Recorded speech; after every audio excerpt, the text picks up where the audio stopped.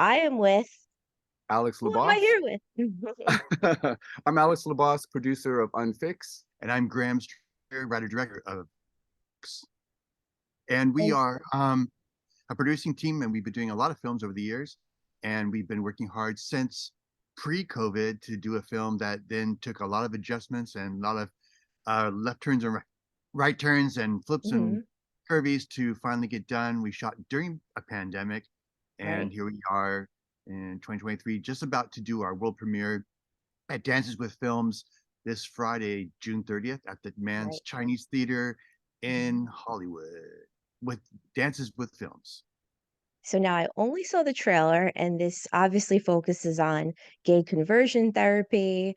Very intriguing. Could you just give the listeners a little synopsis of what this movie is about? Well, a lot of a lot of our films, our company is called Imperative Pictures, so a lot of our films touch on the issues that are very relatable and topical.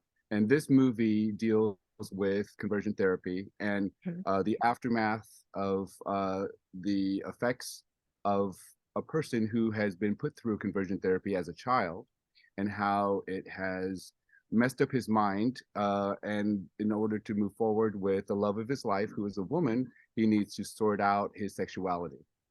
And Right. let me just back up just for a second and say a lot of the audience might not know what conversion therapy even is. It's an age-old practice of convincing, coercing, conditioning a person to, in typical forms, to go from, if they have an inkling or a desire to be homosexual, they will Mm. fix them and change them back to normal, healthy human beings who should be Right. heterosexual in their opinion. And it's done from everything back in history to from like torture, electroshock therapy, castration, chemical castration, and then of course you have the religious sects where they're doing like God doesn't want you to. You are broken. You are sinful. You are an imperfect human being. You are unworthy of existing in that. And then through conversion therapy, whatever tactic it is, Mhm. you're basically telling someone they are not good who they are and they have to fix themselves. And I think we can all kind of agree, hopefully, that we are who we are and we can't change Mhm. that. We have to love and be that person, and in fact embrace it. So the only way you get past or through therapy to satisfy those who are trying to implement this change in you, your core human self, is to admit or to concede and say, I'm changed. I am new. I have fixed myself, or you have fixed me. Thank you. But then you live your whole life in denial, or Mhm. if as a fraud, because deep in your heart you know you're still that other person. Nothing can change you. So in Mhm. the case of the story, this boy is being told he's homosexual at the age of 11.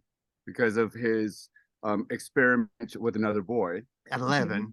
11, and then and then he has to uh concede and say, yeah, okay, you're fixing me, and his father's the one who fixes him because he runs a conversion therapy camp, which was very popular in the 80s and 90s. They were doing conversion camps, and anything from like Bible school studies to man camp to psychiatrists and psychologists doing Mhm. really torturous kinds of Conditioning. conditioning.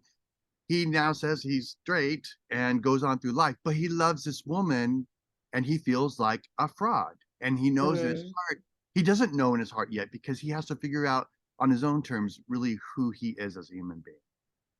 Right. Okay. So, two questions from all that. So, after your research, what percentage of people that are subjected to conversion therapy do you think it's involuntary or forced? That number one. And number two, what percentage of people that graduate from conversion therapy and say, I'm fixed, I'm not gay anymore, I love women, I love men, whatever it is, how many do you think are faking the fixing? Any Well, so idea on that? I mean, we can never know, but yeah. I think starting with your second question, mhm, the answer is 100% fake it.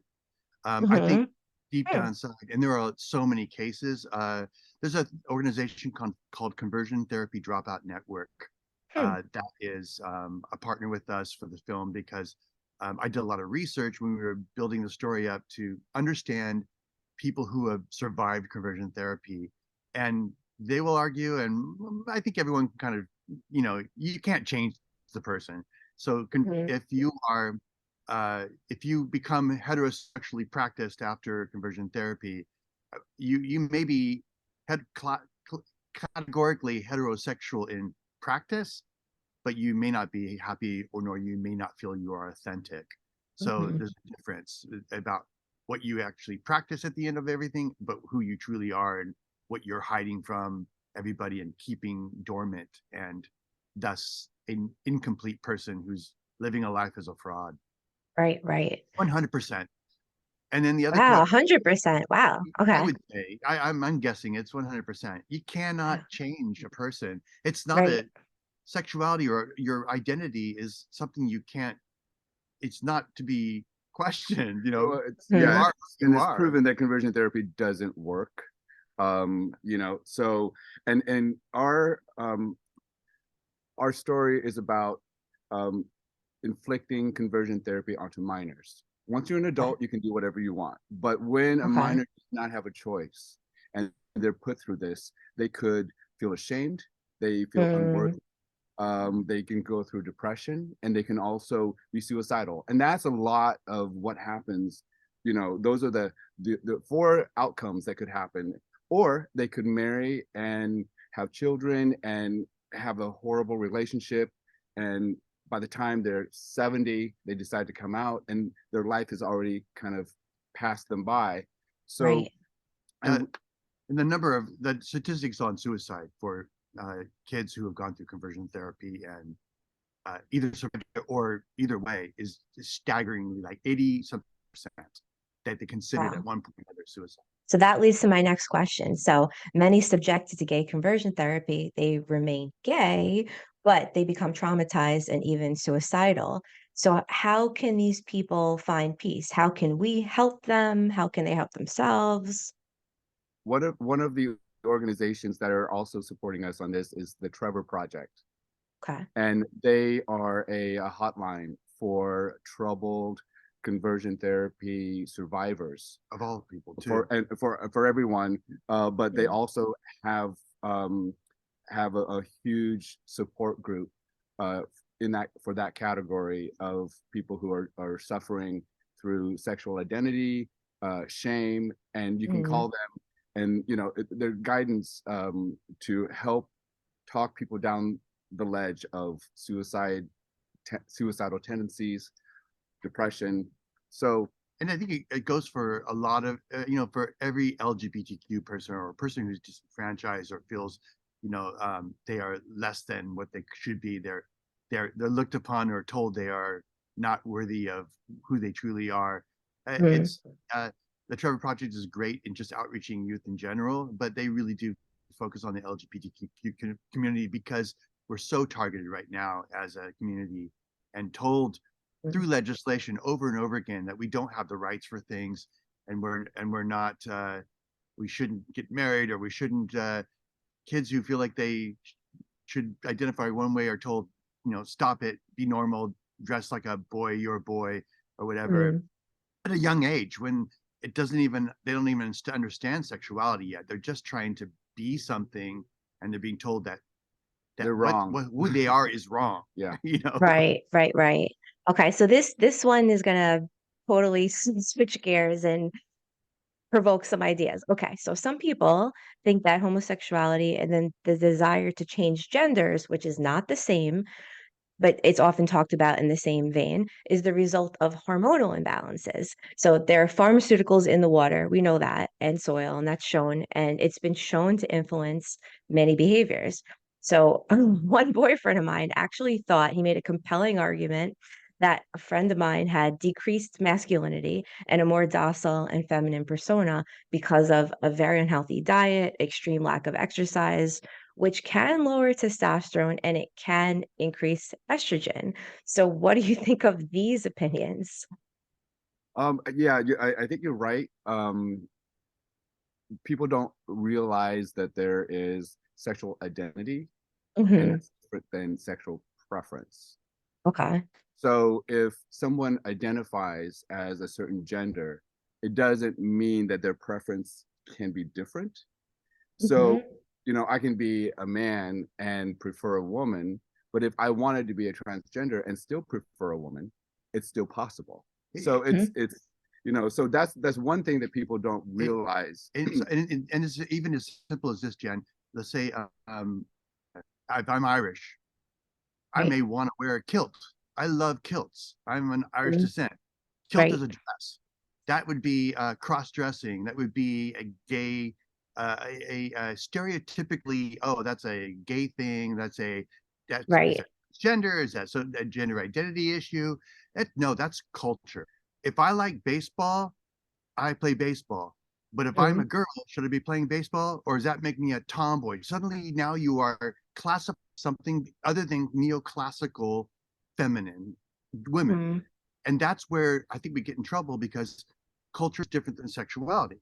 We Right. put girls in pink and they do certain things and guys do certain things and they wear blue and that's the comfort zone of the classic. So when we start crossing those things and saying, look, if I'm a woman, I should be able to do anything that a guy does, or if I'm a guy, I should be able to do anything a woman does, and Mhm. includes the culture as well that goes along with the baggage of your gender. But like Alex said, separate than that is if I fall in love with someone, I'm I'm open enough, regardless of my hormones, because my hormones might say I want a man or a woman, but if you fall in love Mhm. with someone you love, that's not Right. that's a completely different thing.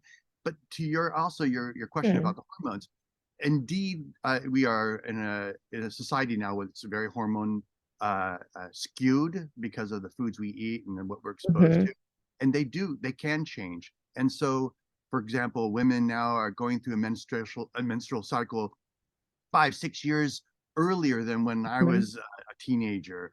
Our bodies are changing. But if a Right. woman goes through a menstrual cycle earlier, does that still make her un Abnormal. abnormal? No, Right. we are changing and we adjust and we evolve. And sure, chemical and hormonal things can play an influence in that. Right. Right. But that's to say, if that happens to you, do we reject that person? Is that Right. wrong? Yeah. Are they Hmm. now worthy of being a person? So there's a good question there, and there's not a solid answer. But No. if you look back historically, you'll see a closeted, uh, wide sexual range of people all through history, way before chemicals ever got Yeah. into This is true. hormonal packaging. So we are just prefaces of saying, hey, it's here. The stuff some of the greatest minds have come from that community, and Hmm. we just don't go back and refer to that. Yeah. Interesting. So this might be the last question. I think we might be at the end. If you have to go, No, we're then good. I No, we're understand. good. Yeah, we're good. Okay. Still early for us. Yeah. So, okay, good, good. Okay, so do you think that it's possible to 100% repress hormonal urges and actions in public and private while living a healthy life? I think it's possible to shield them. Absolutely. Uh, Okay. Hmm. anyone, and in fact, conversion therapy is really good at.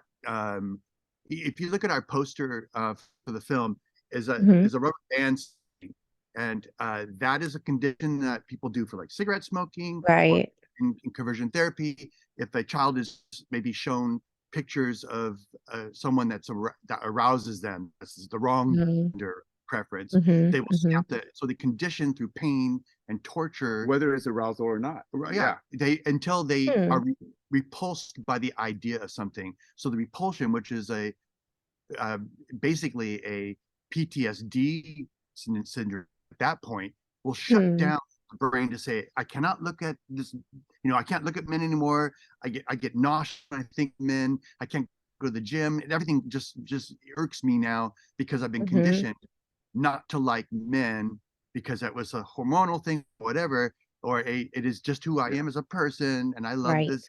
And and you can go a lifetime Yeah. scarred and damaged and tortured mentally the rest of your life based on these actions. And practicing homophobia just to repress how Yeah, you yeah. feel. Yeah, Mm-hmm. definitely. I Yeah. would love to see that for thieves. Like, Yeah. in Singapore or Dubai, there's more heavy punishments for thieves than in New York, where I'm now. And hey, maybe the robber bank technique can help with that. But and if everyone, this is just my opinion, if everyone took all the energy that they spent trying to convert people's sexuality into maybe making people not do dangerous drugs and steal, perhaps we'd have a better culture because there's way too many hours and energy invested into this, I think. It's just on a prioritization level, whether it's right or wrong, Yeah, putting that aside, of in order of our human needs, can we just, drop this to the Yeah. bottom and maybe work on farming instead? exactly. Yeah.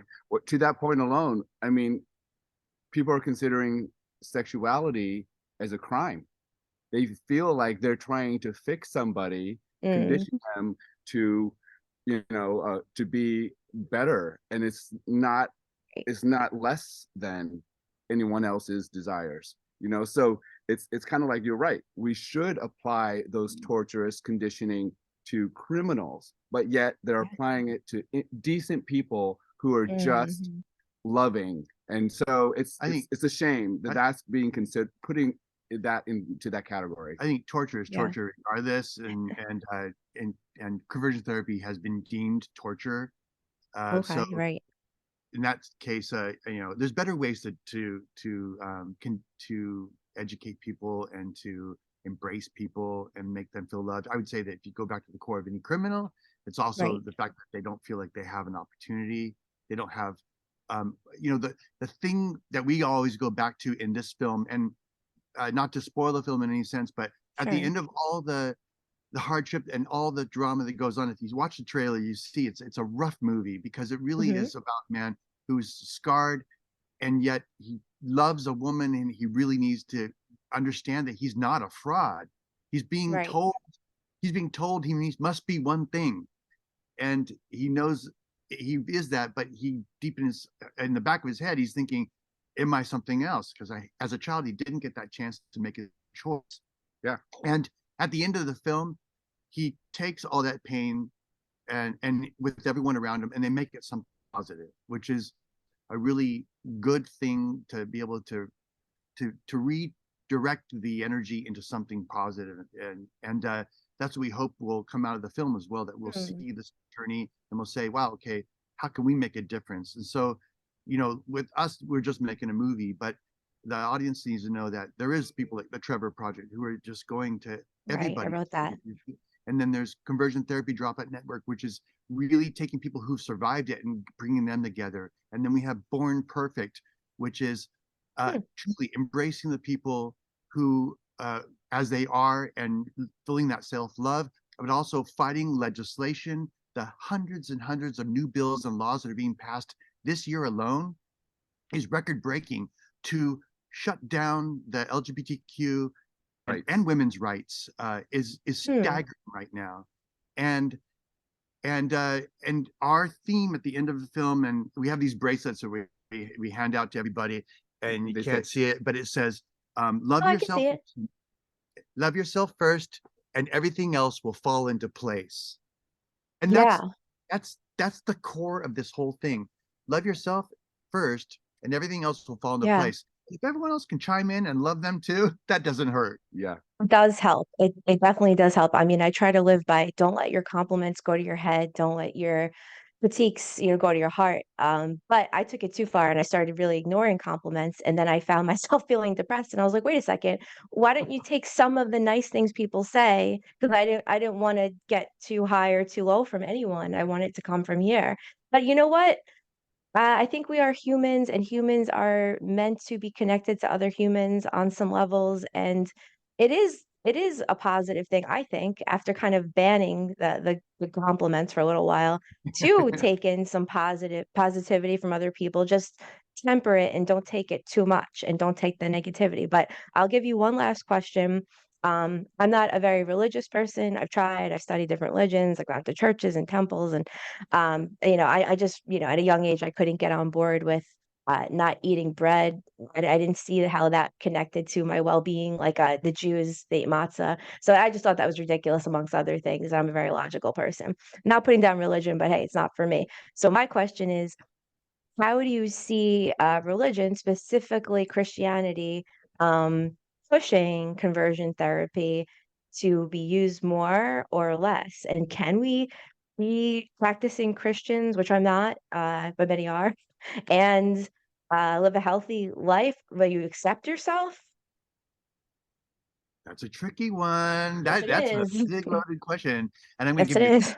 And I'm that's gonna the give you last a one. compliment that you must take for Oh, asking that okay. question because it's the big one, and I would say the entire Hmm. our nation hinges on that question right now. That's bigger than us, Mm, a community. That is a national community question that we're asking ourselves because God is playing a role in all of our decisions right now. And you mhm, have to believe in God. And that's a presumption. And that's like saying, I presume everyone is heterosexual. I presume everyone is Jewish, or everyone mm, is Christian. And mhm, that is a can be uh, um, an offensive assumption out the gate, right? mhm, mhm, And mhm, I don't know how we get past that because, first of all, if you travel the world, there are many, many different religions, and there are cultures that don't have any religion at all. All of them are good hmm, people. They're all good people. We're just trying to find an answer to the fear of dying and what is after life, you know. But mhm. if you have a religion, that's great. I say just keep it to yourself or in your party, but don't push it. But when you start using religion as a divisive tool or as a Yeah, tool to manipulate or to control, to downplay, to recruit.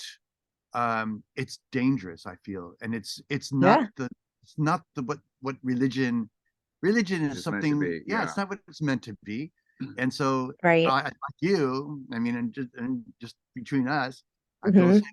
Like if religion were out of the picture, we'd be a kinder world because love is love. Yeah. And God doesn't, Yeah, if there is a God, I'd hate to think he hates in any way. yeah. Yeah. And I guess I will say one of my last experiences, I've had some great experiences with religion recently, but I did refuse to hug a guy at a podcast. I don't think while doing a podcast, I need to hug every single person. I don't, why do we have to get that close? I refused to hug him. And I got all these nasty messages later that actually had me shaky, saying, you need to stay up all night and read the Bible. You should pray. You're so unprofessional. Because I wouldn't hug him. So their religion was used against me to try to Yeah. coerce me to, like, touch him? Very strange. Yeah. Very strange. Especially after, you know, we're doing a whole week of festival celebration with all filmmakers across the country, and we all have our screening dates coming up, and people are flying in, and they're from everywhere, and they're every age, and we're all shaking hands and drinking and this and Mhm. that, and you know, it's risky there too. And I feel sometimes especially yesterday, we were at a party with filmmakers, and they're eating pizza, and then Right. they want to shake your hands. I'm like, hey, no, you know, take care of yourself. You know, just a I little mean fist bump, but eat your pizza and don't wait Yeah. on me. Yeah. Pick up your pizza. We won't have to. I mean, I'm all for germs, and I wear black, so I spill things, but it's like, we should have the choice whether we wanna get close to someone or not, and if we wanna be straight or gay or Christian or Jewish, whatever, we shouldn't Yeah. be thrown into some type of camp to touch people or not touch people. So to your point, Jen, right there, you're getting criticized and getting hate for not Right. hugging someone. That is a And cult. then religion That comes is into it. no, Yeah. that's a Religion. cultural. Yeah. Yeah, but that's a cultural behavior. If you were in Japan, Mm. you would never hug someone. You would bow. So Mm. by not complying to your culture and what you're supposed to do according to something that is man-made, is a Hmm. fabricated behavior, you're now considered not good. Right. How does that feel, Wow. right? Wow. Well said. And I think I'm going to incorporate bowing, and I'm gonna have to cite you. I'm not kidding. I mean, I do stand up, so I do a lot of crazy things. I'm Good. gonna start bowing, and I'm Yeah. gonna cite this interview, and I'm gonna post this clip. And I said, listen, I'm gonna bow. We might not hug and kiss. Maybe we'll do that later, but you'll accept the bow from me. So thank you guys. before we go, please let listeners, viewers know where to find you. Tell us, social media, links, everything. Yeah. Unfixedmovie.com is where you can find our trailer and more information about the film. We are currently an official selection of Dances with Films, rated in the top 10 of film festivals in the US. And we're screening this Friday, June 30th at 7:15 p.m. at the TCL Chinese theaters. And we hope that everyone could join us in our world premiere. All the actors are going to be there, and also our support groups are going to be there, especially Trevor Project, and they'll be giving out more information too about how you can get involved with their organization, to get on hotlines, or to help kids who are troubled, who have questions, or feel suicidal. It's our way of bringing the community together, to bring a family that are all kind of fighting for the same thing in their own way, in their own lane. Yeah. In addition, Conversion Therapy Dropout Network, they help conversion therapy survivors cope with the aftermath of having to go through the process and still dealing with the PTSD of conversion therapy. Yeah. Well, thank you so much. And hey, if any of your actors don't show up, because sometimes that happens on the director's side, I know that happens, you can send them a message and say, you need God, stay up and read the Bible all night. And maybe that would coerce them to show up to their next premiere, because we know how people can be That's right. flaky. All right. All Well, right, guys. thank you so Oh, much, thank you and so much, and good luck with everything. And I look forward to actually seeing the whole movie. we'll Yes, send it to you, and we'll send you the link. yeah. No Awesome. one gets these links but these very, very special people. So Yeah. come Beautiful, guys. and watch All it on the right. big screen if you can. Okay. Good luck. I appreciate the education, and we'll see you later. Thank you.